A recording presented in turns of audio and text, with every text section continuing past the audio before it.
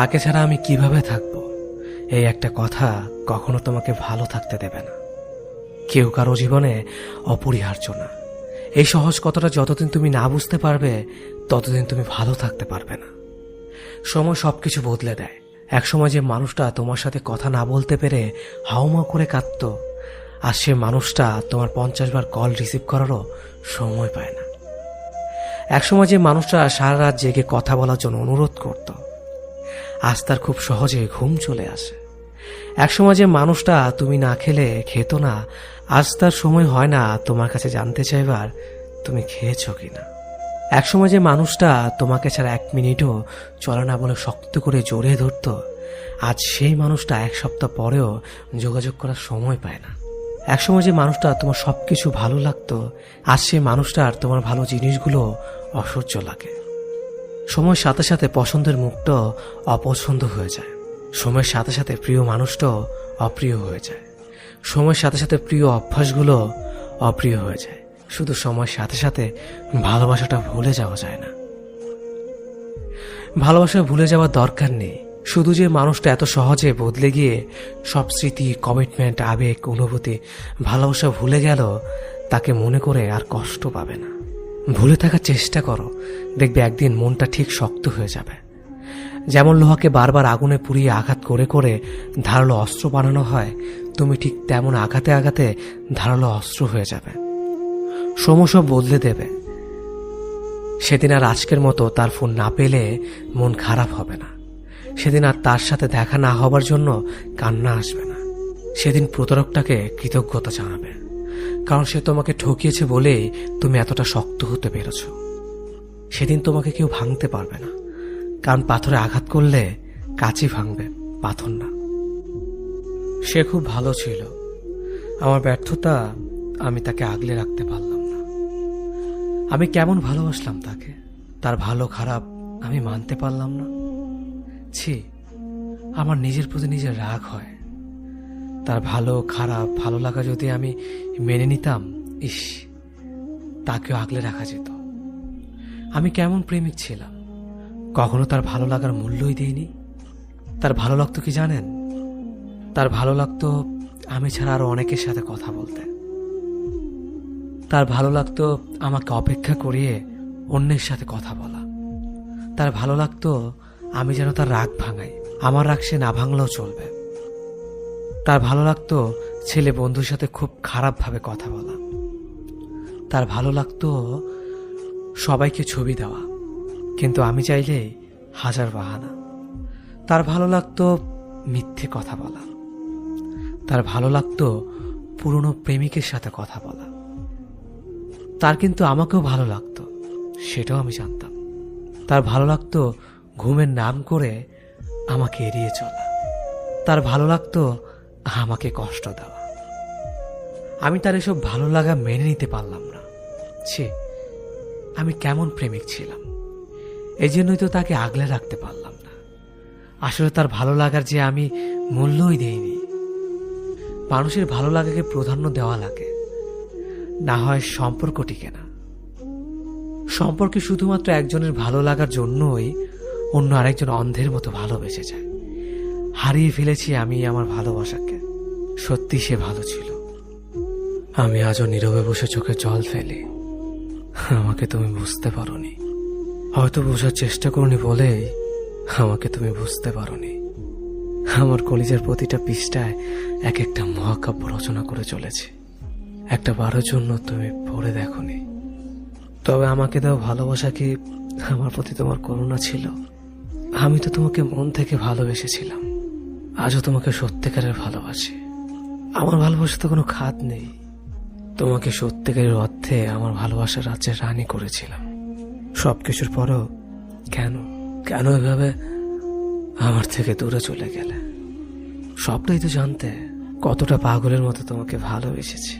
হায়রে দুনিয়া, এই পৃথিবীতে সত্যিকারের ভালোবাসার কোনো দামই নেই। তোমার তো ভালোবাসাগুলো হয়তো অভিনয় ছিল, তাই না? কি দোষ করেছিলাম বলো তো? তোমাকে ভালোবাসাটা কি আমার দোষ ছিল? কিন্তু আমি তো তোমাকে জোর করিনি। আমি একাই তোমাকে ভালোবেসে যাচ্ছিলাম। এটাই তো ভালো ছিল। কেন 2 দিনের জন্য এসে আবার চলে গেলে? আমাকে ভালোবাসতে যদি তোমার এতটাই অরুচিকর হয়, তবে কেন তুমি আমাকে মিথ্যে স্বপ্ন দেখালে? তোমার মনে আমি নেই, সেখানে অন্য কেউ। এটা আমাকে বলে দিতে পারতে। আমি তো দিব্যি ভালোই ছিলাম।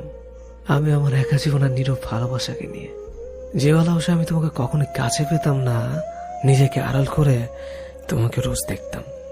যে ভালোবাসা আমি একাই নিজের ভালোবাসার কথাগুলো বিড়বিড় করতাম। তোমাকে আজও খুব মিস করি। শুধু মিস করো না, তুমি আজও তোমার কলের আশায় থাকে। কিন্তু তুমি তো ব্যস্ত থাকো অন্য কাউকে নিয়ে। যে কটা দিন তুমি আমার সাথে ছিলে, মনে হচ্ছিল আমি হয়তো জিতে গেছি তোমাকে আমার জীবনে পেয়ে। কিন্তু না, সেটা ছিল ক্ষণিকের জন্য। আমি পেয়েও তোমাকে হারালাম।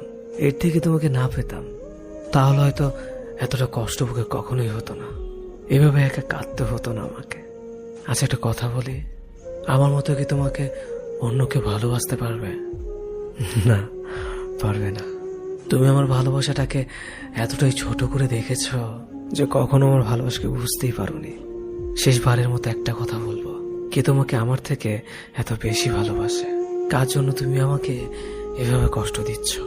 সুখে থাকো তুমি তাকে নিয়ে, আমি না হয় একাই তোমাকে ভালোবাসবো। সম্পর্ক যখন শুরু হয় তখন আমরা ভীষণ রকমের কেয়ারিং থাকি। সকালে ব্রেকফাস্ট থেকে ডিনার পর্যন্ত একজন অপরজনের খাবারের কথা মনে করিয়ে দেই। ব্যাপারটা এমন না যে আমি তাকে খেতে না বললে সে খাবে না। ব্যাপারটা হলো সম্পর্কের শুরুর দিকে কেয়ার নেওয়া এবং কেয়ার পাওয়া, দুটো বিষয় আমরা ভীষণ রকমের তৃপ্তি পাই।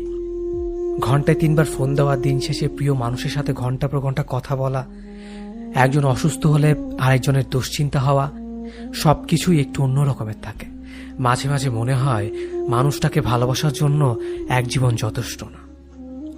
এরপর অল্প অল্প করে সম্পর্কের ডেফিনেশন বদলাতে শুরু করে। কেয়ারিং মানুষগুলো ড্যাম কেয়ার হয়ে যায়, প্রিয় মুখ মুখস্থ হয়ে যায়। রাত জেগে কথা বলা মানুষটা মধ্যরাতে ঘুমাতে শুরু করে। একজনের অসুস্থ হওয়ার ব্যাপারটা আরেকজনের কাছে স্বাভাবিক হতে শুরু করে। প্রচন্ড জ্বরের ঘরে যে বিপরীত মানুষটা একসময় মাথায় হাত বোলানোর কথা বলতো, সম্পর্কের বয়স বেড়ে গেলে সেই মানুষটা একটা না পেয়ে এক্সট্রা খেয়ে ঘুমিয়ে যাওয়ার কথা বলে। টিপ পড়লে তোমাকে কি যে সুন্দর লাগে বলা প্রেমিক একসময় চোখে নিচে পড়ে যাওয়া কালিরও খেয়াল করে না। আমরা বেরিয়ে আসতে শুরু করি একটা ফ্যান্টাসির জগৎ থেকে। তারপর একদিন আর সবকিছু আগের মতো চলতে থাকে না। সব কেমন এলোমেলো লাগে। মানুষটা অভ্যাস হয়ে গেলেও একসময় মানুষটাকে আর আপন লাগে না।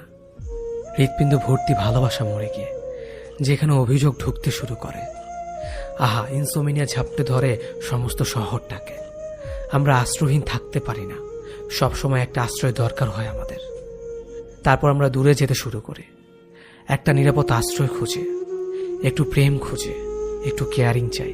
মাঝে মাঝে দূরে চলে যেতে হয়। দূরে চলে যাওয়াটা জরুরি। দূরত্ব সৃষ্টি না হলে মানুষগুলোকে গুরুত্ব বোঝানো যায় না। মাঝে মাঝে নিজেকে আড়াল করে মানুষগুলোকে টের পাইয়ে দিতে হয় বুকে কতটা গভীর কষ্ট জমে গেলে মানুষ দূরে চলে যায়। জীবনে হুট করে নতুন কাউকে মনে জায়গা দেওয়ার আগে একবার হলো পুরনো সে মানুষটার কথা ভেবে নিও, যাকে মনে জায়গা দিয়ে তুমি নির্মমভাবে ঠকেছিলে। তখন হয়তো তুমি ঠিক আড্ডা বুঝতে পারোনি প্রতারক মানুষটার করা অভিনয়টুকু, যার কারণে মানুষটার কথার মায়াজালে তুমি আটকে গিয়েছিলে। কিন্তু এখনো যদি সেই একইভাবে প্রতারিত হও, তাহলে তুমি এখনো বোকাই আছো। যে ভালোবাসতে চায় তাকেই যে ভালোবাসতে হবে এমনটা কোথাও লেখা নেই। সবাই তো আবার সত্যিকারের অর্থেই মন থেকে ভালোবাসে না। অনেকেরই ভালোবাসার কথার পেছনে থাকে অভিনয়, ছলনা আর প্রতারণার মতো বাজে উদ্দেশ্য।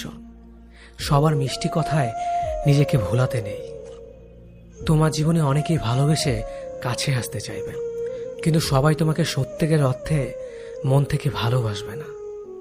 অনেকেই শুধুমাত্র অতীতকে ভুলে থাকার জন্য নতুন করে কাউকে কাছে পেতে চায়। অনেকের কাছে ভালোবাসা শুধুমাত্র সময় কাটানোর জন্য। যে মানুষটা হুটহাট করে জীবনে চলে আসতে চায় তার বিদায় বেলাও হুটহাট করে হয়ে যায়। হঠাৎ করে চলে আসা মানুষগুলো সারা জীবন থাকতে আসে না। এরা অনেকটা অতিথি পাখির মতো, খানিকটা সময় মনে নাড়া দিয়ে চলে যায়। অতিথি পাখিকে যেমন আটকে রাখা যায় না, এদেরও ধরে রাখা যায় না। যে জীবন থেকে চলে যেতে চায় তাকে যেমন জোর করে ধরে রাখতে হয় না, তেমনিভাবে যে জীবনে হঠাৎ করে আসতে চায় তাকেও সাথে সাথে গ্রহণ করতে হয় না। মানুষটাকে অপেক্ষা করাতে হয়, তার ভালোবাসার পরীক্ষা নিতে হয়। এতে করে সঠিক মানুষ চিনতে পারা যায়। জীবনে ভুল কোনো মানুষকে ভালোবেসে ঠকে যাওয়ার থেকে সারা জীবন একা থাকাটাই অনেক ভালো। এতে করে আর যাই হোক, অন্তত ভুল কোনো মানুষের স্মৃতি নিয়ে সারা জীবন বেড়াতে হয় না। ভুল মানুষের স্মৃতি অনেকটাই দেহের ক্ষতর মতো, সারা জীবন চাইলেই একাই কাটিয়ে দেওয়া যায়। কিন্তু জীবনে ভুল কোনো মানুষের জন্য মায়া নিয়ে কাটিয়ে দেওয়া যায় না। সঠিক মানুষটার জন্য অপেক্ষা করে থাকা যায়, কিন্তু ভুল মানুষটার স্মৃতি নিয়ে থাকা যায় না। ভুল মানুষটার কাছে নির্মমভাবে ঠকে যাওয়ার যন্ত্রণা কঠিন, ভীষণ কষ্টের।